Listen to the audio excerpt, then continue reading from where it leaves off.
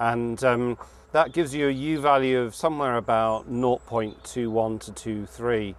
What we found though is that the performance of the building is much better than that indicated simply by the U value because of the thermal mass of the material.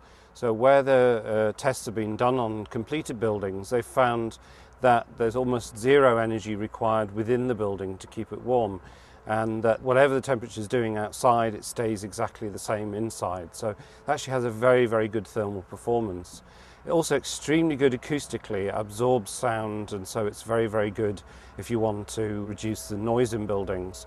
And it also helps to buffer humidity within the building, so it actually absorbs moisture and means that it reduces the risk of mold growth and condensation in a building. So it's what's known as breathable construction. Now that's a very difficult term to define, but hemp lime really does all of those things, just in one very simple form of construction.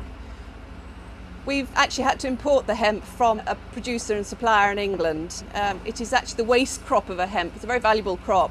So it's not the long fibres, it's the outer case chopped up, but fibres are very beneficial in any reinforcement. They have very good properties to bind together a construction.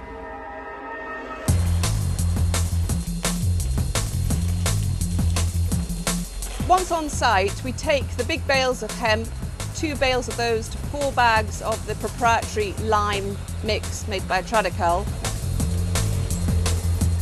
They are first dry mixed in a pan mixer, which is not the normal cement mixer, much bigger and horizontal. They're mixed dry and then the controlled amount of water added. And what we end up with is a dry, crumbly mix similar to apple crumble topping, so it's not sloppy. It's dropped into the chuttering and then tamped with not too much pressure because we're trying to keep some air pockets for the insulation benefit. The shuttering can be lifted within, say, a 12-hour period to a raised position. So we haven't had to shutter the whole building and pour the whole building. In fact, we have to do it in controlled height so we can reach to do the tamping.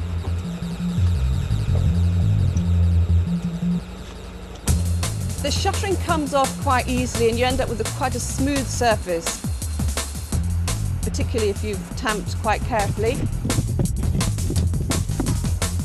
It still feels soft to touch. You could put your thumb in it and would be prone to damage if people were careless with it, but actually is self-supporting. In